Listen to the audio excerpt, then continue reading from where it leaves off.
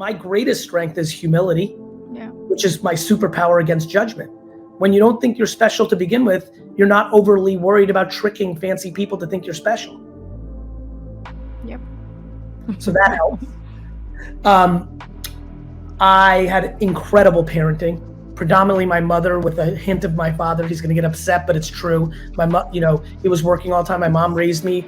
My dad taught me word is bond, created a lot of good variables for me later in my life. So great parenting, great circumstances. You two know the immigrant thing is an advantage if it's harnessed properly. It can be a disadvantage. There's a lot, lately I'm starting to spend a little more time on the immigrant stuff. Like there are way too many people continuously, and we all have it when we come from that culture. And I mean, everyone who wasn't born in America that moved to America, we all want to make our parents proud more than our American counterparts. It's just a thing. Yeah. But when you start living for your parents' validation, that's the easiest way to not be happy. Yeah. And that's very hard. We know a lot of our Indian friends who go through Exactly. exactly. Huge. In the Asian, Indian, and certain parts of Eastern Europe, it's a big one, boy. Oh yeah. So anyway, I think it was a matter of a lot of nature, nurture, circumstance, and then really loving being an underdog. I like being an underdog. So for me, I don't want to be accepted in the circles. And you two will really understand this. I was so far ahead of everybody in those circles, I could have moonwalked into those circles. I was already in those circles when the circles were forming, and I kind of walked away from the circles, not purposely, by the way, just because I'm a busy operator. Yeah. I so don't need validation of circles in the world that we're talking. For anybody who's a fan of mine, we're talking strictly that mid-2000s Silicon Valley elite. Yeah. I was there. I mean, I just had all the relationships, but I didn't need it. I didn't shun it. It's not like I'm disrespectful to it. It's just, I need to be an operator. How does the Garyvee of 2022 differ in the kind of content and the approach he puts out versus the Garyvee of, say, 2012? It's funny. I was with another couple that I'm very fond of, Dave and Britt Moran, the other day. Yeah. Yep. And this got brought up right away as we were catching up. And I said something, and it really, I could see on their faces how much it clicked. Let me give you something that I know is going to do the same thing with you and maybe some of the audience. A lot less different than people would perceive, and let me explain why. I know, and this is a question that's coming up a lot. I know why it's coming up a lot because now I have a lot of receipts. And it is very clear that the early Garyvee content was around work ethic and opportunity and going hard. And I think a lot of my content the last 3 or 4 years has been very much around happiness and emotional intelligence. And so on paper, it's very easy to see, and it's very easy to make the assumption of I'm more mature, I'm more soft. I get it. I would argue that my number one strategy, and this is gonna make a ton of sense to you two, and I'm hoping a lot of the audience, given that it's you two, my greatest operational capability of the last 15 years has been making creative content that is contextual. Explain. I will. One of the reasons I've been consistently strong of building an audience on every one of the social platforms that, oh, by the way, you've basically worked for all of them, right? Is not because I'm a star. It's because I'm a contextual creative. Yep. Meaning, I understand that when I'm making a snap spotlight, that yes, what you see is what you get, and I'm always me. But if I'm on stage in front of 15,000 people versus us three sitting in a cabin 2 hours before a cocktail party, it's me, but it's contextual me. Yes. Mm-hmm. Yeah. I mean, I'm not going to be, even right now I'm more animated because I can sense the hundreds and thousands and tens of thousands and through the decades, millions of eyeballs and ears for this show. Yep. So I'm in subconscious, conscious now, entertainment, not just information, right? There's a lot going through. Yep. So I've been very contextual. Yeah. Here's something I'm very proud of. I have been very aggressively against best practices of most of the platforms when they give advice to big brands on how to succeed on their platforms, because I'm so native to the platforms. I know what actually works versus the business advice that Meta and Snap, you guys, right? Yeah. So, we get it. I'm empathetic. I don't think the platforms are trying to be mean to Fortune 500, but between agencies and what they're trying to accomplish, they can't even get them to do the right thing. So the goals are different. The incentive structures are different. They also don't have the skill set you do, Gary. So you have to dumb it down for people. My favorite line that you mentioned in one of your videos was not television, but Baskin Robbins, which I think is just a great way of framing contextualization. Everybody wants to make the analogy there is if you make vanilla ice cream and try to push it down to everybody, TV. Well, some people like vanilla, but unfortunately, not everybody all the time, always, forever. Whereas if you go Baskin Robbins up, you can really achieve a lot more consideration, which leads to people doing what you want them to do, whether that's care about a cause or buy a pack of bubble gum. So anyway, to just finish the thought, when I started making content, I made wine content, and it was very lighthearted. When I started doing Garyvee and Crush It came out, the world was melting. Every email I got was, I'm out of a job, what do I do? So the content was, well, you're in a really tough spot.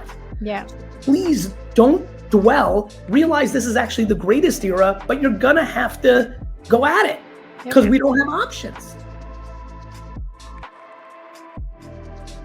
If you look very carefully at the content narrative of the last 15 years that I've put out, it's a lot of macro of what's going on, and it's very heavily predicated on opportunity. For example, 5 years ago, it was so clear to me that Musical.ly was gonna happen, and then TikTok M&A happened quickly, that even when people were trying to hustle shame me, and I was trying to not use the word anymore, and I started using work ethic, because the thought, and again, you've gotten to know me a little bit and you see me in different settings, the least thing I'm interested in is money. The least.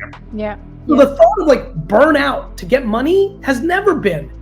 But I understand as my popularity got bigger, people would use me as their opportunity for them to build off of, and that just comes with the territory.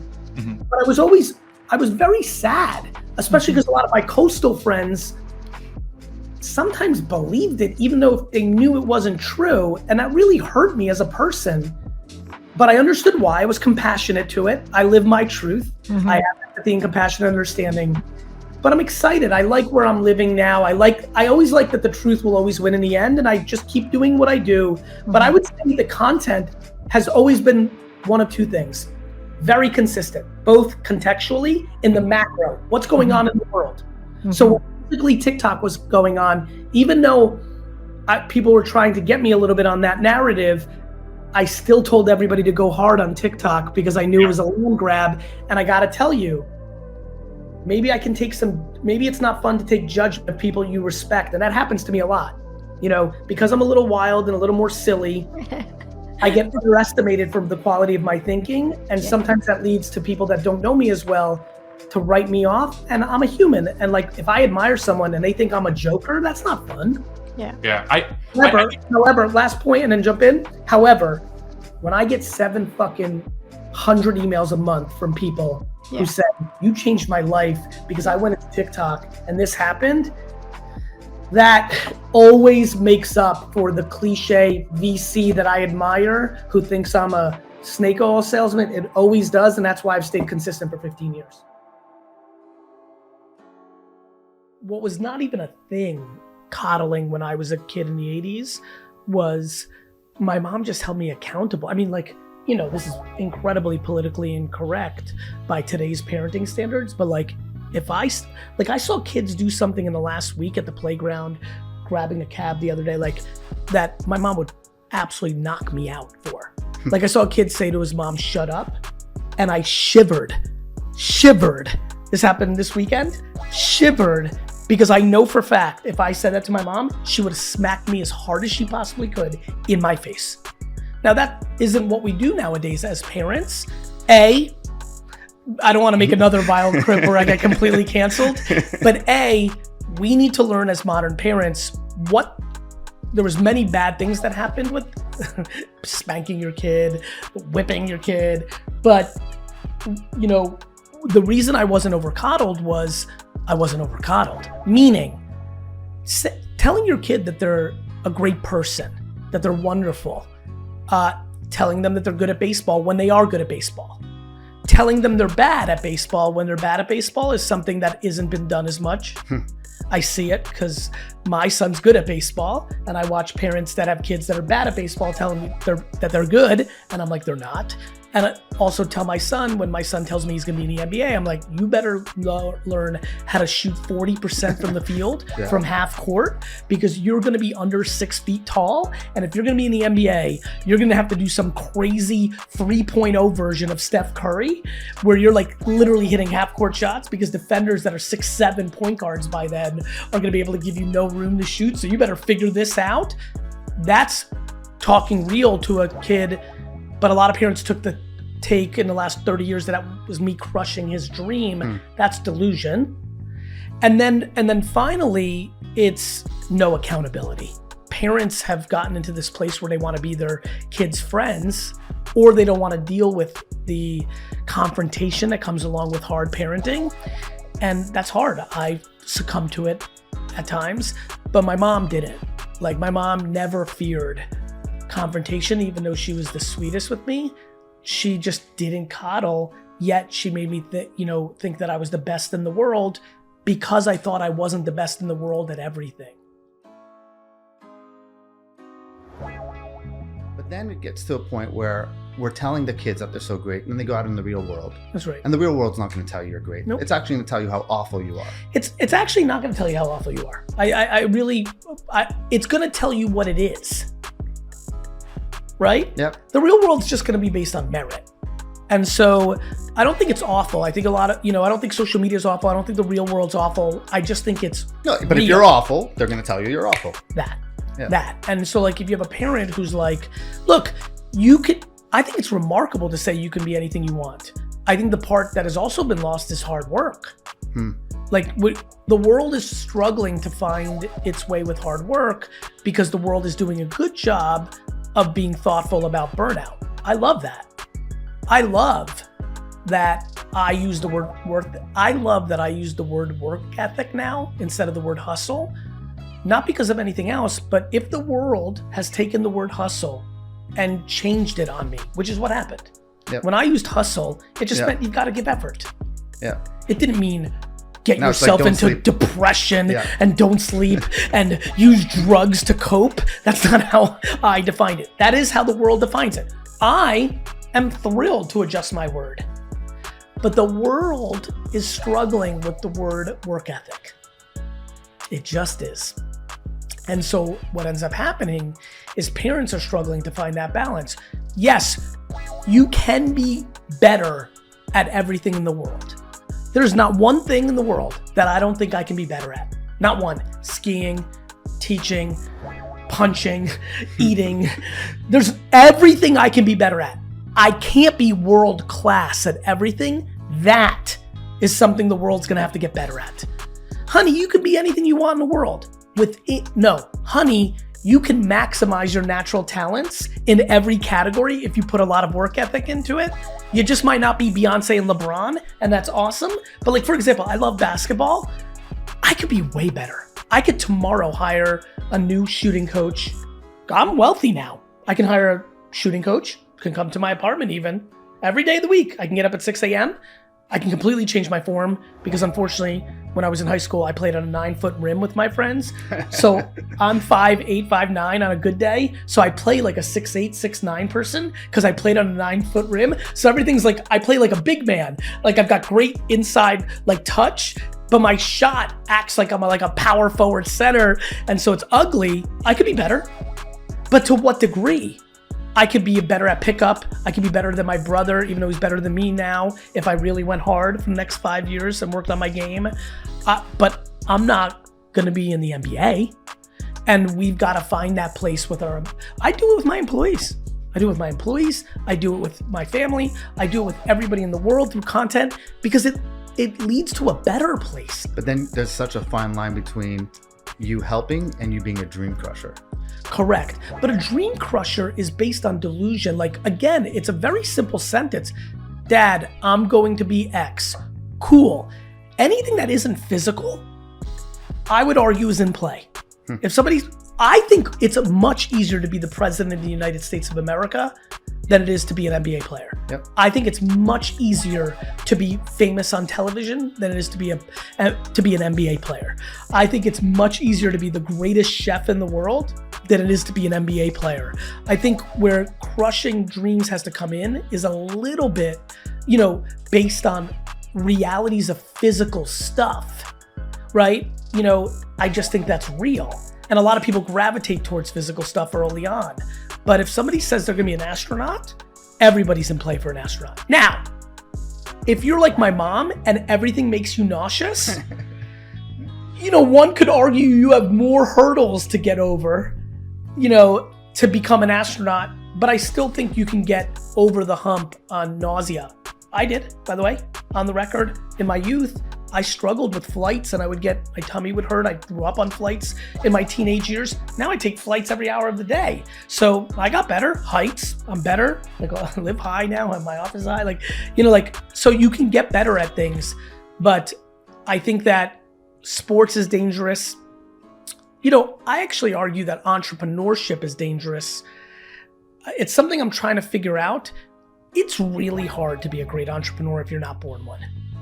Great. I think being an entrepreneur that makes $400,000 a year in revenue against a business that lets you take home $93,000 because you run it very profitably around something you like, HR placing, consulting against a specific, Internet of Things, AR, Web3, people management. I would be great at having a one-man consulting business around HR. Great at it. It comes natural to me. I've done it. I'm good at it. And I could make a really good company that does $5 million a year that I make $3 million in profit. Yep. There's people that are not as great in HR as me, but could make a nice one-person shop with freelancers doing $600,000 a year because they have 2-3 retainers at $100K, right? That is very feasible, but that's based on self-awareness, and I think is a great life. The problem is everyone now thinks you need to make $1 billion when you start a business. There is nothing more obvious to me than that happiness starts with accountability. My life is happy because I think everything in my life is my fault. All of it. It is the most liberating truth of all time. Of course, I'm logically understanding that there's other people, that there's other variables, that there's things I don't control, but I'm completely in control to what I do. How many people here have employees? Raise your hand. Raise your hands higher. Employees. Here's my favorite one about people that employ people. They're the boss. They have employees. They sit around and complain about their employees 24/7 or often, and they're in control of firing them. Fire them. Yeah. By the way, you know what was the best part of that line? None of the bosses wanted to clap. We suck currently at accountability. We suck at it. And for a lot of people here, it's the answer to the trivia question. When you actually understand it, it's actually fundamentally true. You are capable of doing anything. You are capable of firing your employees. You are capable of breaking up in your relationship. You are capable of moving to another town, another country. You are capable of selling your home and downgrading your home to a smaller home so you're always not tight on money. You are capable of all of it. But we don't like that. We like to blame all our problems on Putin.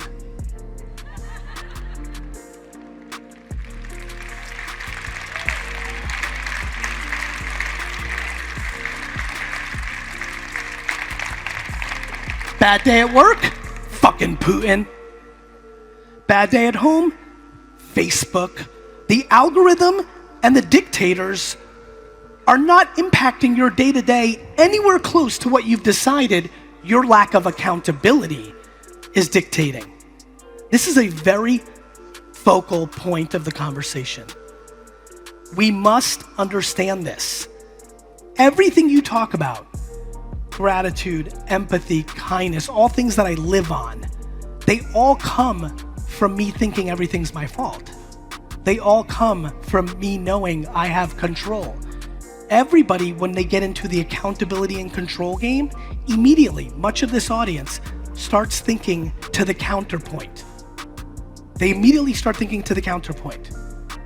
The natural human spirit for most people, when told everything is your fault, you are in control of everything, will start giving you 800 answers to why that's not true for them. And that's how they're missing the point. When I brought up earlier, if you are tight on money and you own a home, sell your home and live in a shittier home. Do you know how many people do that on earth? No one. Do you know how logical what I just said is? You are tight on cash, you are really struggling. You own a fairly nice home and your mortgage situation, you have an asset. And you will not sell it to live in a lesser home because you worry about what people think about that move.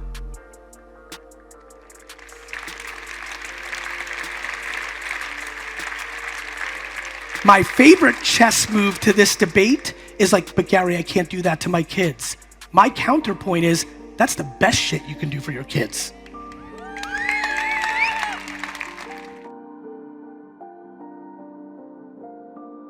One of the biggest elephants in the room in our entire world, this is an American, a German, a South African, this is a global, one of the great things of having fans everywhere in the world and reading all the DMs, it's all the same shit.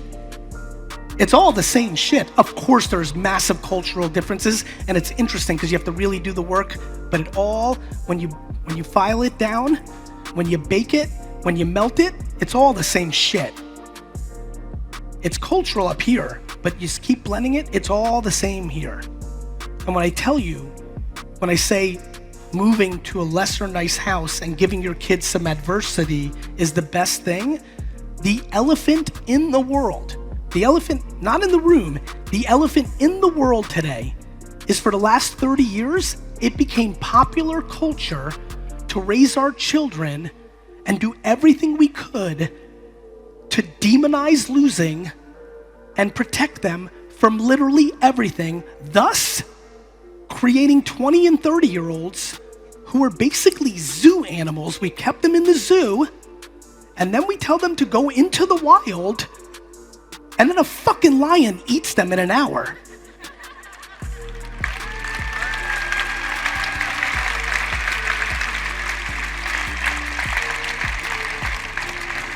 And my favorite part of the whole thing that I'm watching is you have people in their 50s, the boomers, and older Gen X, my crew, by the way, which nobody talks about as if Gen X doesn't exist. It's just millennial and boomers are like, yo, what the fuck, we're here.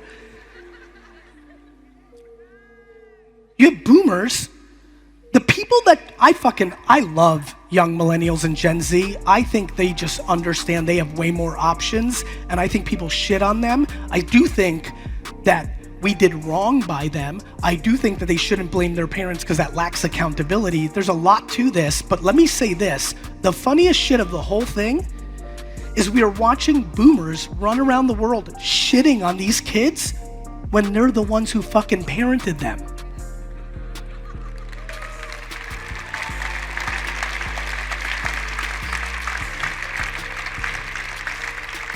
They're like, Gary, I had a friend the other day, he's like, Gary, my kid is like, can't fuck, like he's a mess, like he's like scared of everything. I'm like, that's because you gave him a trophy when his team came in 8th fucking place.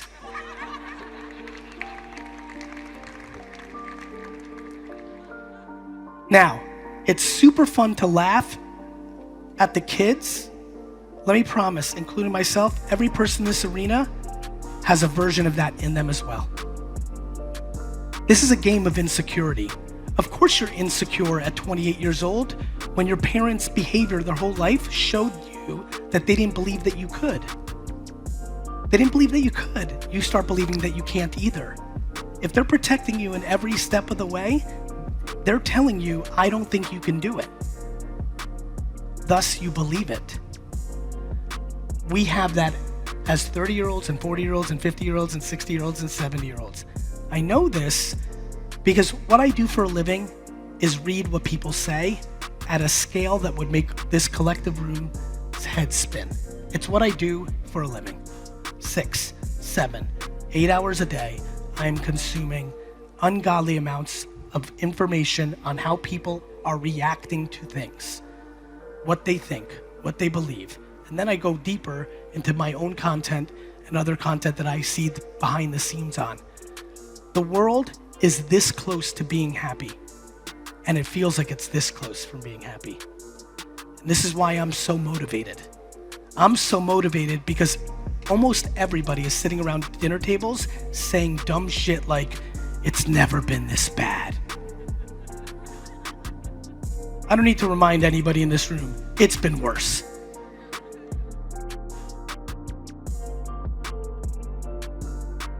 This world is actually dangerously close. It is. It's one of those things when, it's like so many stories and so many things in life where it seems so far away, but it was right there.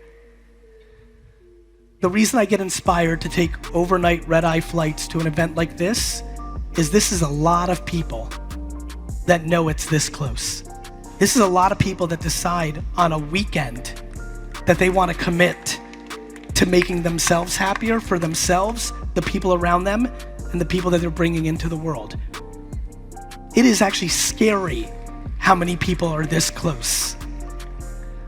The part that's left is we have to talk about the shit that people don't want to talk about. It's fun to talk about the foofy stuff. It's not fun to say, everything you're upset about is 100% your fault. It's awesome to think about you putting in the commitment to give a fuck to come to something like this on a Saturday. It's not as fun to say, what the fuck are you doing here on a Saturday? Do you understand? Let me say it again. It is awesome that you are making the commitment to be here on a Saturday. The bigger question is, why are you here? The reason is every piece of the puzzle is not there yet. The missing piece of the puzzle is not the stuff that you hear every day, the stuff you think about every day. If it would be, it'd be done. The missing part is the part that you're not willing to look at yourself in the mirror for.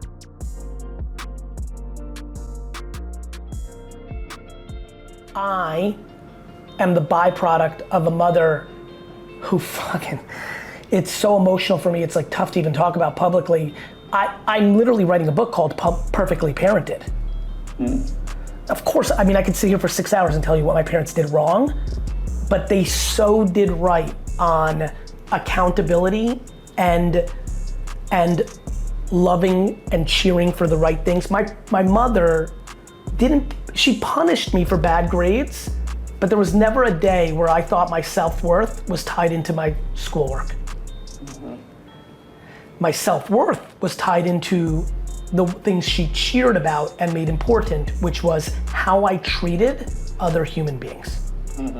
When, these are real stories of my life. When somebody would fall and trip and be hurt, when we were playing in the 80s, nobody thought about any of these feelings and ideas, and I would stop playing and I would run over and care about the kid. That's the story my mom would talk about over dinner, right? When I would stand up for the kid that was getting picked on, that's what my parents overvalue grades, which teaches kids to believe in systems that grade you subjectively every 100 days. Parents overvalue other parents' opinion of their kids, which teaches kids to value other people's opinions. Parents use fear to stop kids from doing things that they're scared of. I'm scared shitless of dogs and water. This is real. I, Gary, at 46, deep down, am not super comfortable around dogs, and I fear the water. Why? Because my mom did. And it's one of the few things I have fear around, because it's one of the few things that my mom instilled fear around. If you fear getting a B, you will work for a company your whole life. We need a fucking, this is not I love when everyone's like, Zuck's my asshole. People want to blame the algorithms, social media, politicians, governments. We have no level of accountability. Parents shit on technology all day long, and then the second that they're having a good time drinking wine, they give the iPad to the kid because they don't want to be bothered. Parents' hypocrisy at scale, parents being way too involved in their kids, thus overprotecting them, thus telling children that they don't trust them to be able to handle their own shit, has led to the moment we are in. And until we accept that truth, until the older millennials, Gen Xers, or boomers that shit on Gen Z when they're the ones who parented them, until they become accountable for their shortcomings, and until we teach Gen Zers, don't do what we did, play it different, we'll just have a perpetual machine of insecurity. When you give advice to young people, you often encourage them to go for their passions, to start businesses, to start, flipping, trading, to tinker and try things out. So take two entrepreneurs with equal love and passion for what they do, equal commitment to the grind, equal access to resources, relationships, money, and equally good ideas. So what will make one more successful than the other than those four things? By the way, I just need to say this because I'm more into giving roses while people are alive. I'm enjoying the living shit out of the thoughtfulness of this interview. I love it. This question is a profoundly great question. Ready for the answer? Yes, I'm totally ready. Reps. I love it. Reps. Yeah, you could talk about exercising all day long, right? Reps. The reason I'm unstoppable is because I punted school and did entrepreneurship from fucking 6 to 22, which is why I walked into my dad's liquor store as a child, 22, took full reins of operations, and in 25 seconds changed everything. You know why? Because I was a fucking all-pro, Hall of Fame, all-star, seasoned fucking veteran at 22, because and don't forget what I did. This is why I like a lot of people getting jobs at retail in their youth. When you get that much human interaction, you get to learn. I did lemonade stands and baseball card shows my whole life. I rang doorbells to wash cars and shovel snow. I got 7 trillion no's and a couple of thousand yeses, which did two things. It taught me how to get a yes, and more importantly, it taught me how to be comfortable with a no. I love it. I love it. My son started his first lemonade stand this summer. Lefty's Lemons, because he's a lefty. I love it. Branded it. Yeah, Lefty's Lemons. We're gonna make merch, so get ready. I want a t-shirt. I'm telling you right now, you email me. I'm a medium t-shirt. Make it soft, because I don't like the hard shit. Yeah. And I will fucking rock that t-shirt. Okay, 100. It's coming. It's coming. Last question. Yes. Last question. So, when you think of all the people you've known in business and the people you've come across who always seem to be one step ahead of the innovation curve, the ones that you can pick out that who are just like, yep, man, that person is always one step ahead. What traits stand out to you as common among those people?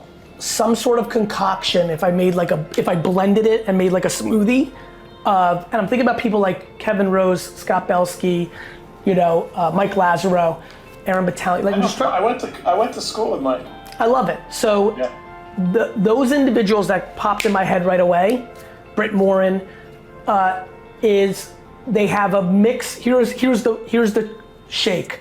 Tons of yes DNA. That's probably like the banana. That's like the core. Yes DNA. The answer to anything is, hey, what about NFTs? Yes. What about virtual reality? Yes. What about going to Mars? Yes. It's yes, comma, let me dig. In a world where almost everyone's no. That is a similar thing, and it's maybe the same exact thing, but I'll say it a little bit differently. So a bunch of yes, a bunch of curiosity. They even get into those conversations by being curious, right? I was at a dinner the other day. I know nothing about mining for materials like nickel and diamonds.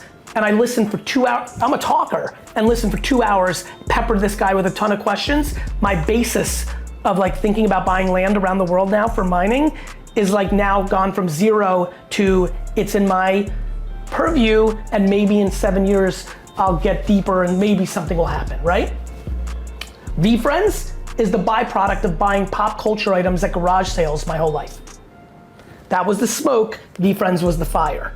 So yes, curiosity,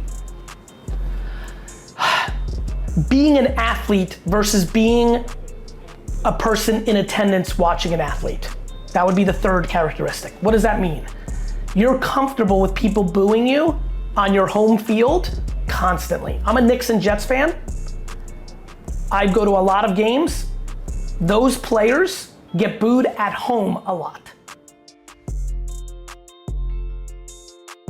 The ability to have the skin to be booed, I am booed every single day on Twitter and Instagram and TikTok. That is being drowned out by a lot of cheering because I'm doing well and I'm a good guy. But there's still tons of booing, which cripples people. And it cripples them in making content, and it definitely cripples them in being an entrepreneur, because when your company fails, or when you're wrong about the next big thing, everybody makes fun of you. And if you can't deal with the no's and the boos, then you're finished. So it is a thick skin to being willing to be wrong. It's being a baseball player. You're willing to go 3 out of 10 because you know that gets you in the Hall of Fame. Most people want to just sit and watch you play baseball and judge you for being 3 of 10. I'm wildly content and at peace. And I don't think that would make sense to most people that consume me, because I'm so frantic as a communicator. I'm such high energy.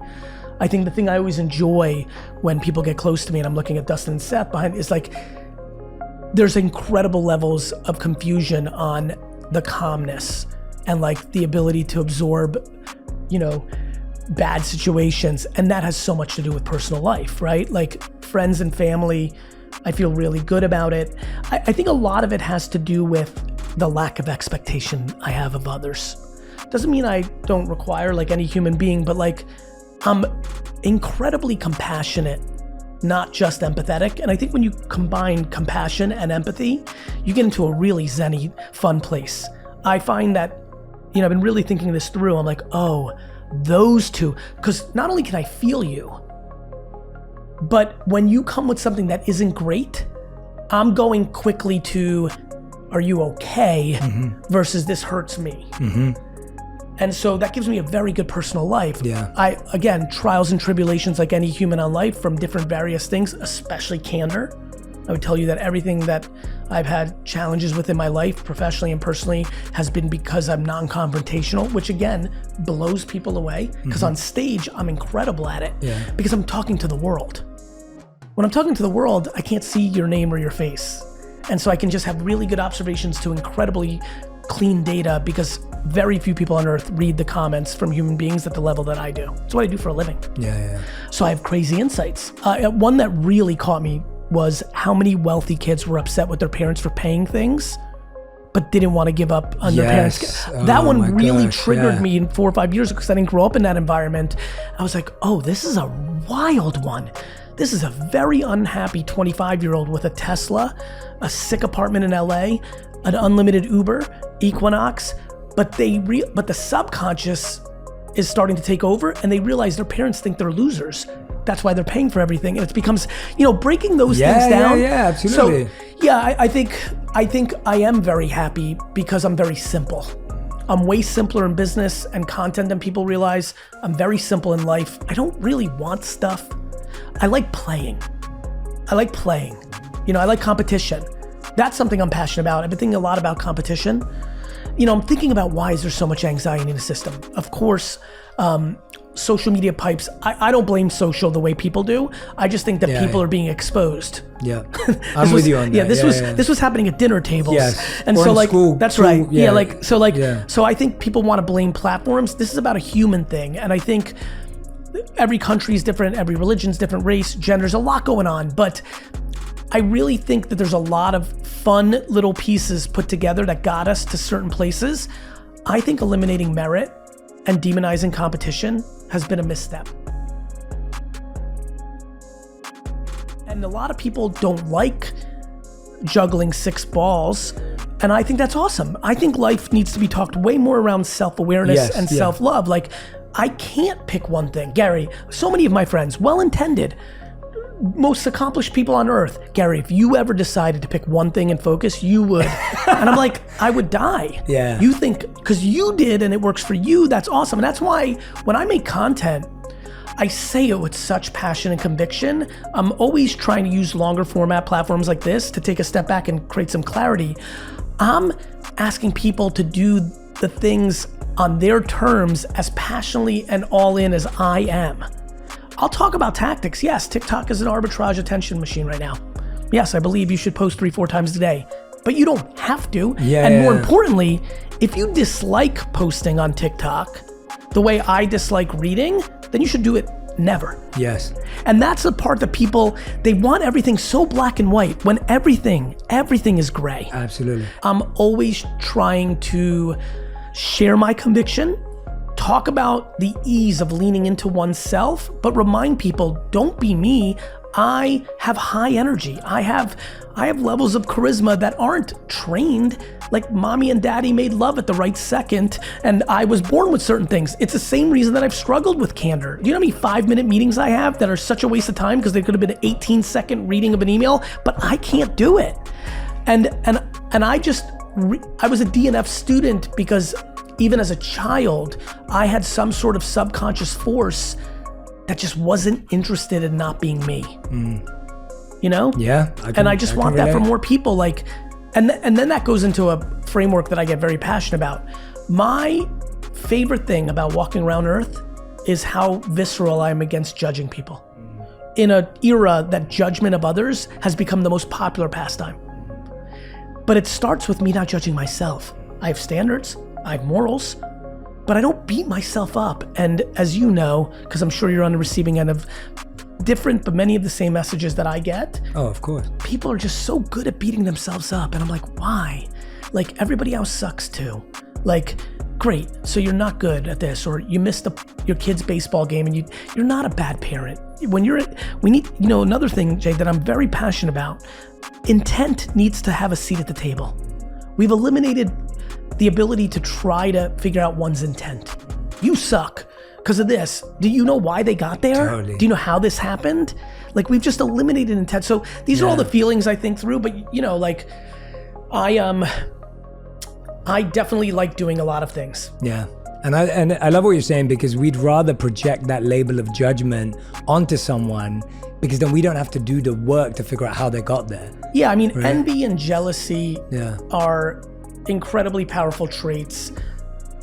I tend not to, a lot of my friends throw it out about me, about themselves. I actually never go there. It's very real. I'm just trying to figure out the solve. Yes. Which is like big things like, can we reframe success? Can we create clarification? For example, with me, I've spent the last 5 years trying to really explain why I want to buy the New York Jets. Yeah. Because it's a fun game. Not like I need the New York, you know what I mean? Yeah, like I totally get I'm that. in a weird place now where I kind of want like Karen Thompson to buy the Jets and be the biggest person. Like, good job, Karen, you did it. Like, I'd want to try to buy the Jets. I don't need the Jets. I want to try to build big companies. It's fun. Process over the trophies. I don't need the trophies to close gaps of insecurity. Yeah. And so like redefining success, that was that talk right after VCon a couple days ago in Vegas. A lady said, and she was so damn happy. And she's like, but I'm not, making the dollars like everybody in this room. Like, are you happy? She's like, really happy. I'm like, you're the winner of the room. We have to redefine success.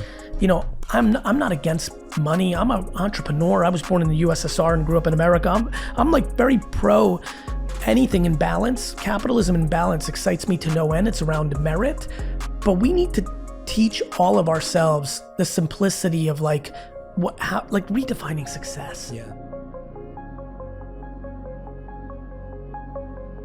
My dad's a very popular figure. I do a good job making him popular. He's the best. But my dad and I are very different. My dad grew up with a very different mom than I did. My dad grew up in a very different place. The USSR is not an optimistic place. You know, a lot of Americans and a lot of people listening around the world don't know this. The USSR was a jail. It wasn't only that it was a difficult country. We have difficult countries around the world. You couldn't leave. You know, I'm not educated. I think you can't leave North Korea, right? Like if you leave it, right? North Korea is the comp. Like you couldn't leave the USSR. So that's called jail. And so, you know, he grew up in a very different place. That manifested in my father looking at his employees very differently than I do, looking at the world differently. And we had some very serious conversations in the last 96 hours because I made this connection point. I'm not gonna put him out there yet. I think that's for him to put out there if he wants to. But my last book, 12 and a half, Ingredients, what I realized when I wrote it was, oh, it's not just empathy. Oh, it's not just ambition.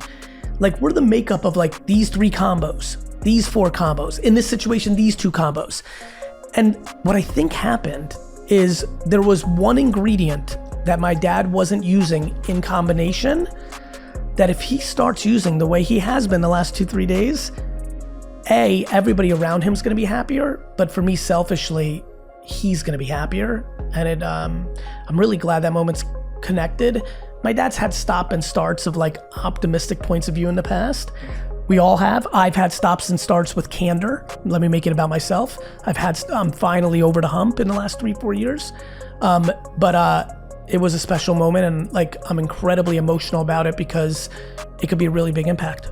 It was really beautiful to see, man. Thank you, brother. And I loved how your response was like, Dad, you should have come earlier. And look, it's fun to do this with you because you're also one of the human beings on earth that communicates in a way that helps people. It's a very heavy feeling to know that you can say something and can change someone's life. You know, I think it's intoxicating. I think it's why a lot of therapists love their job. I think it's why a lot of people that are into meditation, I think it's why teachers love their job. I think it's why a lot of parents, my mom had real sadness, empty nest when AJ left. She was a Hall of Fame mother. When he left, she didn't get to play her, you know, like, so I think for many of us around the world, we do it publicly, but a lot of people do it privately or in small microclimates. There's nothing like saying something that provides someone else value. When that person ends up being some of the people you love the most, that goes to a different planet. I judge performance or know how it's a high performing team based on the results. You know, for all the warm and fuzzies, I'm sure you sensed this in the book that I wrote. For all the warms and fuzzies and la la la and all this, if you're, you know, in that book are words like tenacity and ambition, and I think work ethic matters, and I think results matter. I think that so much of the world's unhappiness and anxiety is based on the fact that we eliminated or demonized competition at the youth level. The idea that 8th place trophies are a good idea is a huge mistake, in my one person's opinion. And so the other way I recognize if there's a high performing team is if they're winning. And in business, that means they're hitting their financial goals, both top line revenue and profit. For me, not only do I measure success financially, top line and below the line revenue, in a year, I try to look at it in a 3, 5, 7 year window, thus giving, and this is important to hear, thus giving a team the ability to over focus on happiness and retention in a given year that may actually hurt them on their top line and bottom line revenue. But if I look at the body of work, I'm always building businesses in perpetuity. You know, we talk all about building brand, which is a marathon, right? Let's build a brand. Yet, you know this, everybody here knows this. The business operators from the CFO down care very much about sales. And we do many things to hurt our brand in the face of hitting numbers and sales. because we are in corporate environments held accountable to stock prices. What's great about running private businesses is I've only been running Vayner for 14 years. There was 3 years where we barely made a profit. I was transitioning, we were growing up, I wanted to try some things, I made a lot of mistakes, we had some casting issues, we had some product market fit issues, but had I been a publicly traded CEO, I might have not been able to make it to that 4th year in the window that I'm referring to, which ended up being our highest profit year ever. And so, I think high performing teams look different in different environments. In the private sector, where you have more time, I think you can lean into a lot more of the emotion. In the publicly traded sector, you've got to find a little bit more of a balance, unfortunately, and that gives it a bigger challenge. Everybody here can talk all they want about the results, and the reality is we are unfortunately, this is what we signed up for. Just like athletes, it's a great thing to be an athlete, but when you stink and don't perform well, the media and your fans destroy you, like I did with my Jets players this weekend. And so, I think, actually I didn't because I love them so much, but punchline is the results matter. I think the super ingredient, the super emotional nuance that most alpha winning leaders miss is the power of humility. For example, for me, with all the tenacity and conviction and accountability and self-awareness, all the traits that I talk about in the book that I have, conviction. One of the reasons I think I'm able to lead teams is conviction. There's no confusion for my 1,500 employees where I'm taking the company and what I care about. However, I think the only thing that makes me palpable, the thing that makes the whole engine, the gas, the electricity, the sun, that makes it all work is humility. And I think the biggest thing for a lot of people watching here is a lack of humility creates a humongous detachment between you and your team. And so something that's just absolutely not talked enough about, whether you employ 2 people and have a small business of 3, or you have 800 people in your department, is how significant humility is, because it humanizes you. It also makes people feel safe. When you're willing to admit you don't know or you messed up, it allows your direct reports and their reports to do the same, creating a much more emotionally inclusive environment. We talk, thank God the world now talks a lot more about inclusion from a gender and race and religion and things of that nature. However, I would argue that the biggest issue in the world today is the weaponization of fear. Politically, parenting, I think parents using fear to parent the way they choose to is actually creating a lot of vulnerability in children and is the reason for anxiety at scale. And I would argue that in corporate, in business, bosses that use fear instead of humility, which triggers safety, is the missing trait of the majority. I think it is one part of your book. You talk about your dad, right? Running the wine business, and you talk about that really, right? So how he actually had the culture and how he perceived managing in the older times and right now. So what is the difference? So it kind of touch base what you're saying, right? My father was born and raised and lived the first 22 years of his life in the Soviet Union, which is a communist country, where everyone stole from the businesses because the businesses were government owned, and the only way the human spirit could get forward was to take the enormous risk of significant jail time to steal, and yet almost every citizen in the country did so. And so you can imagine how dire that was. That led my father to not trust anything or anybody in any shape or form. So when he came to America and started his own business, when I was 14 years old, we lived 45 minutes from my dad's liquor store, and the first time I ever went to my dad's liquor store to work, he didn't say a word to me the entire drive. I was yapping, because I've been me the whole time. Yap, yap, yap, yap, yap, yap. He didn't say a word. We pull up to the store, and my dad looks at me and goes, keep an eye on the employees. They try to steal. So my father had a very different perspective on his employees. And I used to judge him and be angry at him for it.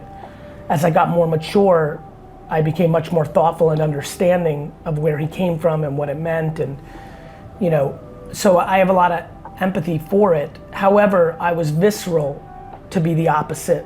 Not because my father was like that, but because my mother is like that and I share her DNA, and because I saw the damaging effects of how employees felt when they weren't trusted by leadership. And I, to that point in the book, I talk about my inability to be candorous through the majority of my career until I repackaged it as kind candor. And a lot of that also had to do with sharing my mom's DNA. That's a shortcoming of hers, shortcoming of mine, and a reaction to my father. My father's incredibly candorous. However, he delivers that candor with a whole lot of spicy, and that's me being very kind. And that made me also visceral to confrontation and to feedback, and I wasn't able to calibrate it. These things all very much matter in the evolution of a leader, of a boss.